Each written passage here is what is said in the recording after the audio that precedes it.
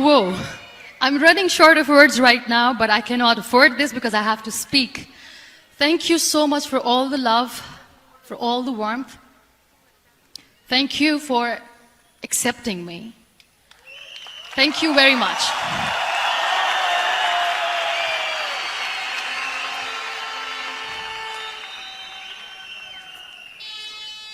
Well, I always start my talk with a disclaimer.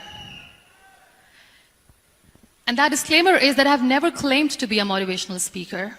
Yes, I do speak, but I feel more like a storyteller because wherever I go, I share a story with everyone. Problems are not too big. We are too small because we cannot handle them.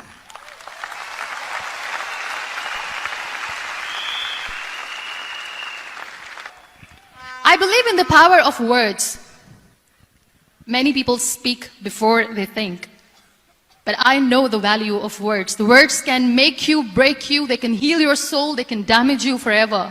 So I always try to use the positive words in my life wherever I go. They call it adversity, I call it opportunity. They call it weakness, I call it strength. They call me disabled, I call myself differently abled. They see my disability.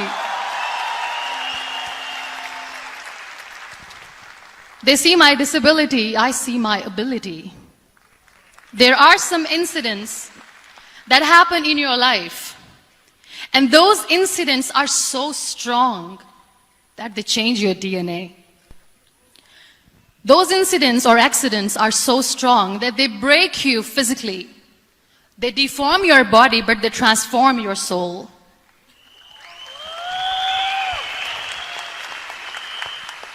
Those incidents break you, deform you, but they mold you into the best version of you. And the same thing happened to me. And I'm going to share what exactly happened to me. I was 18 years old when I got married. I belonged to a very conservative family, a Baloch family, where good daughters never say no to their parents. My father wanted me to get married. And all I said was, if that makes you happy, I'll say yes. And of course, it was never a happy marriage. Just about after 2 years of getting married, about 9 years ago, I met a car accident. Somehow my husband fell asleep and the car fell in the ditch. He managed to jump out, saved himself. I'm happy for him. But I stayed inside the car and I sustained a lot of injuries. The list is a bit long. Don't get scared. I'm perfectly fine now. Radius ulna of my right arm were fractured. The wrist was fractured. Shoulder bone and collarbone were fractured. My whole rib cage got fractured. And because of the rib cage injury, lungs and liver were badly injured. I couldn't breathe. I lost urinary bowel control. That's why I have to wear the bag wherever I go. But that injury that changed me and my life completely. 3 vertebrae of my backbone were completely crushed, and I got paralyzed for the rest of my life. So this accident took place in a far-flung area in the outskirts of a very small province, Balochistan, where there was no first aid, no hospital, no ambulance. Many people came to rescue. They gave me CPR. They dragged me out of the car. There was this 4-wheeler Jeep standing in the corner of the street. They said, put her in the back of the Jeep and take her to the hospital, which is 3 hours away from this place. And they rushed me to the hospital. That is where I realized that my half body was fractured and half was paralyzed. I underwent multiple surgeries. Doctors have put a lot of titanium in my arm. There's a lot of titanium at my back to fix my back. That's why people in Pakistan call me the Iron Lady of Pakistan.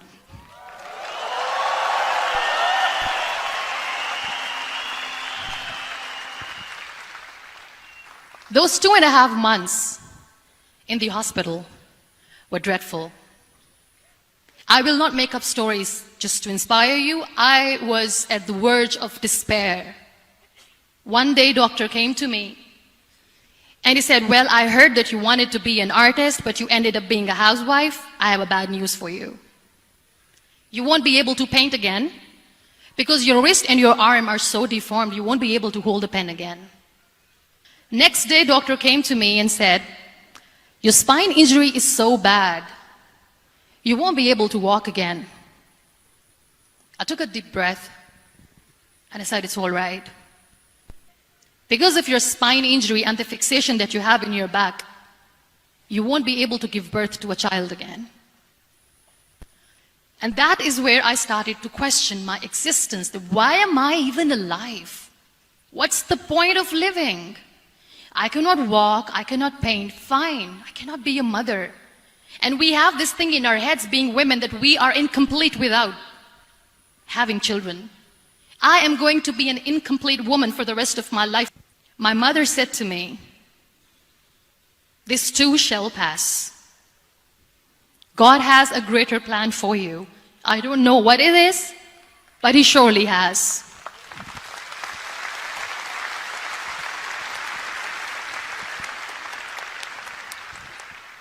One day I asked my brothers, I know I have a deformed hand, but I'm tired of looking at these white walls in the hospital and wearing these white scrubs. If I want to do something, bring me some colors, bring me some small canvas. I want to paint. So the very first painting I made was on my deathbed.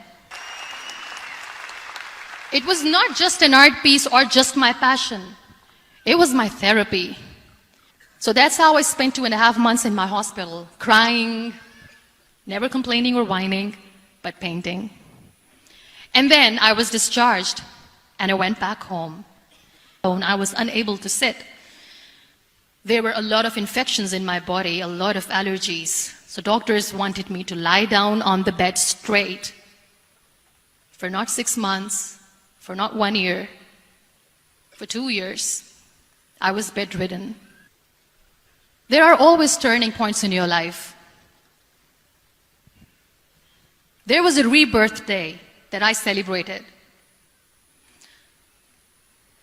After 2 years and 2.5 months, when I was able to sit on a wheelchair, that was the day when I had the rebirth. And that day I decided that I'm going to live life for myself. I am not going to be that perfect person for someone. I am just going to take this moment and I will make it perfect for myself. That day I decided that I'm going to fight my fears. We all have fears. Fear of unknown, fear of known, fear of losing people, fear of losing health, money. We want to excel in career, we want to become famous, we want to get money. We are scared all the time. So I wrote down one by one all those fears, and I decided that I'm going to overcome these fears one at a time. You know what was my biggest fear? Divorce. I liberated myself by setting him free. And I made myself emotionally so strong that the day I got the news that he's getting married, I sent him a text that I'm so happy for you and I wish you all the best. And he knows that I pray for him today.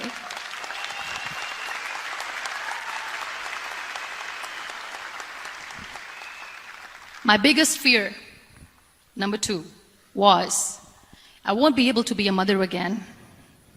And that was quite devastating for me. So there is no point of crying, just go and adopt one. And that's what I did.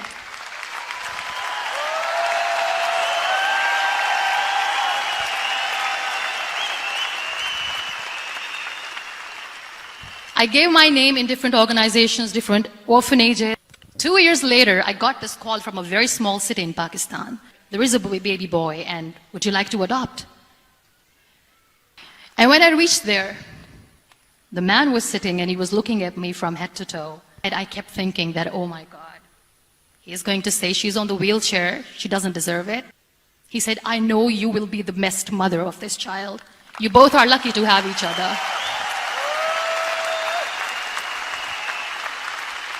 You'll be surprised to know another bigger fear that I had in me. It was facing people. I started to appear more in public. I started to paint. I have done a lot of modeling campaigns. different campaigns for brands like Tony and Guy.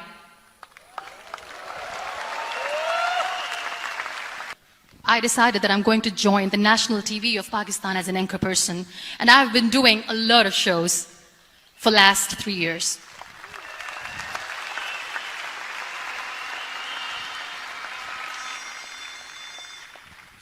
So when you accept yourself the way you are, the world recognizes you. It all starts from within. Thank you. I became the National Goodwill Ambassador for UN Women Pakistan, and now I speak for the rights of women, children. I was featured in BBC 100 Women for 2015. I'm one of the Forbes 30 under 30 for 2016. Many people know about the terrorist attacks in Pakistan. We have lost many people. They have killed people in mosques, they have killed people in churches, temples, even in schools.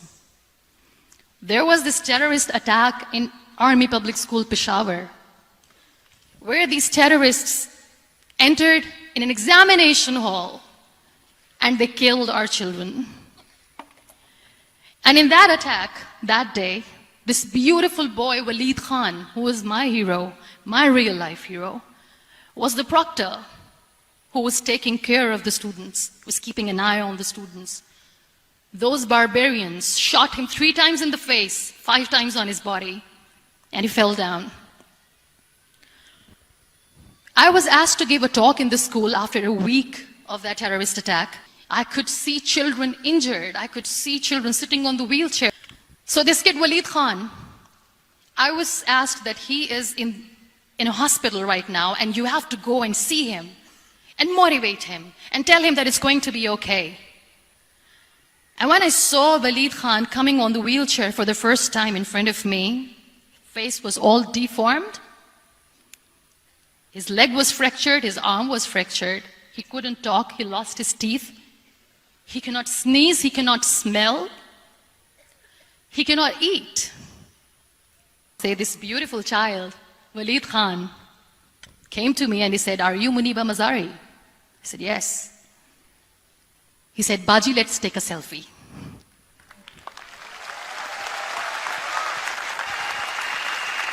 That when I was thinking too much about his deformities, he's happy with himself. He doesn't even care. Because today he goes in the same school, and when somebody asks him that what happened to your face, why so many scars, you know what he says? "These scars are my medals and I wear them with pride."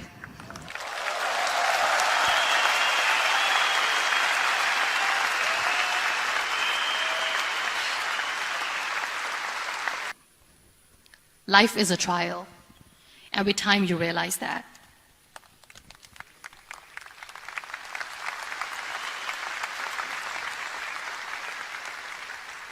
It is okay to be scared.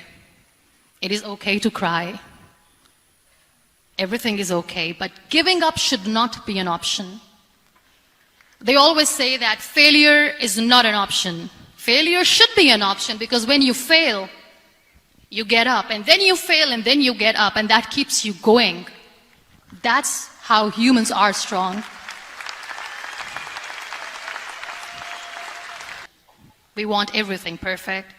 Perfect life, perfect relationships, perfect career, perfect amount of money that we need to earn no matter what. Nothing is perfect in this world. Some people ask me, "Don't you get tired of smiling all the time? What's the secret?" I always say one thing, that I have stopped worrying about the things that I have lost, the people that I have lost. Things and people who were meant to be with me are with me. And sometimes, somebody's absence makes you a better person. Cherish their absence. It's always a blessing in disguise.